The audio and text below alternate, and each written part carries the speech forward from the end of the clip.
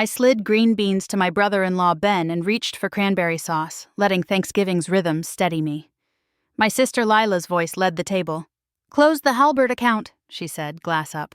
$15 million this quarter. She nudged Ben. "Tell them." "We're eyeing a place on Cayuga with a dock." Mom beamed. My younger brother Noah added, "Promoted to senior analyst, I get clients." We clinked. I lifted water and tasted quiet. Lila pivoted, smile sharpening. "And you, Mara, still at that office downtown?" "Still there," I said, cutting turkey into squares. "Doing what exactly? 8 years, right? Title?" "Administration," Ben tried to help. "Scheduling forms, glue work." "Operations," I said. "Vague," Noah teased. "What do you actually manage?" "People, departments, outcomes." Lila swirled wine.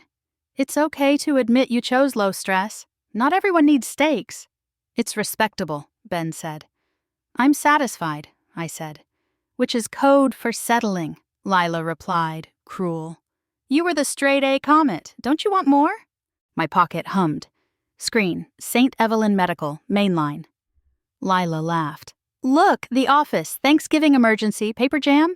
I stepped into the living room and answered. "Singh. Dr. Singh, Maria, in the ER. Multi-car pileup on the expressway. 12 incoming, 3 critical. Dr. Kamal asks you to coordinate." "What's ETA?" 8 minutes. "I'm 20 out," I said. "Activate level 1 trauma. Respiratory on standby. Prep 6 or Teams. Page cardiothoracic. Reeves if available. CT ready on arrival." "Yes, doctor." Back at the table, Lila was mid-anecdote. I pulled on my coat. "I have to go now. There's been a serious accident." Ben frowned. "Why would administration go to a hospital?" Lila's eyes narrowed. "Mara, what's your actual title?" I met her gaze. Chief of Medicine. The drive took 14 minutes. I parked in the space marked Chief of Medicine, badge clipped, hair already tied back. The ER breathed like a storm. Monitors chattered, wheels squealed, voices braided into purpose. "Kamal," I called. He met me at triage, sweat bright on his brow. "First 3 inbound, head trauma, possible subdural. Second, suspected spinal cord injury. Third, chest trauma, hypotensive. Bay 2 to neuro. Page Rashid and ready or 3 for craniotomy. Bay 4 gets spine, Morrison on deck. Chest to Bay 1, Reeves. Thoracotomy cart staged. Maria, split respiratory. 2 vents primed, CT hot. Labs on massive transfusion protocol." "Yes, Dr. Singh." The doors burst. I moved, hands on shoulders, eyes on pupils, language paired to signal. I didn't need to be everywhere. I needed to make everywhere cohere. "Head trauma's blown a pupil," Rashid said. "We're rolling. Go. Maria rides Robert Scrubs with you. Update Q15. At Bay 1, a woman gasped pink foam. "Needle now," I said. The hiss from her chest was a thin, life-saving sigh. Pressure climbed. Reeves arrived, nodded, took over. In Bay 4, Morrison traced vertebrae on the monitor. C4, C5 lucency. "Stabilize, halo ready, steroids per protocol, CT then ICU." Ambulances kept coming. 12 became 14.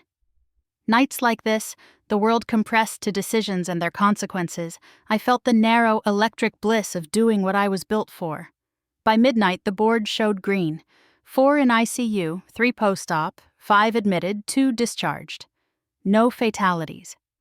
Kamal slumped beside me, smiling with his eyes. "You turned chaos into choreography." "We did," I said. "Call families. Release the surge staff." My phone buzzed.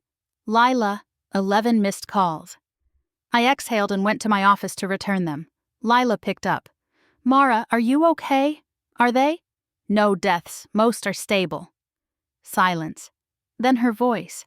"I was awful. I called your work small because I needed mine to feel big." "You valued visibility," I said. "I value outcomes. I judged you by your car and your square footage. I live 5 minutes from the hospital, and the Honda starts in snow." A soft laugh, almost a sob. "You could have told us." "I did. Administration." "Operations." You decided what that meant. "Because chief never crossed my mind," she inhaled. "I'm sorry. I know. Teach me to ask better questions." Start with what matters to you. A beat. What matters to you, Mara? Clarity in chaos. A resident's first correct call. A patient walking out who shouldn't have. We spoke until the edge of exhaustion. After, Noah texted, "Proud of you." Mom, coffee Tuesday? Ben, I'm sorry and thanks for the chest tube story. I'll be less smug about glue work. I turned to the stack of post-trauma notes and signed off protocols we'd refined over years like this. At 3, the hospital's hum softened. I stepped outside. The city glittered cold and clean. My car waited, unassuming and ready. I drove past the ambulance bay and thought of docs and how success can be louder than it needs to be. At home, my one bedroom held its ordinary quiet. Ordinary is where I keep the energy for extraordinary. Tomorrow I'll round, teach, and update the playbook so the next pileup ends the same way. That's my legacy. Not a doc, but a door that opens quickly when lives arrive.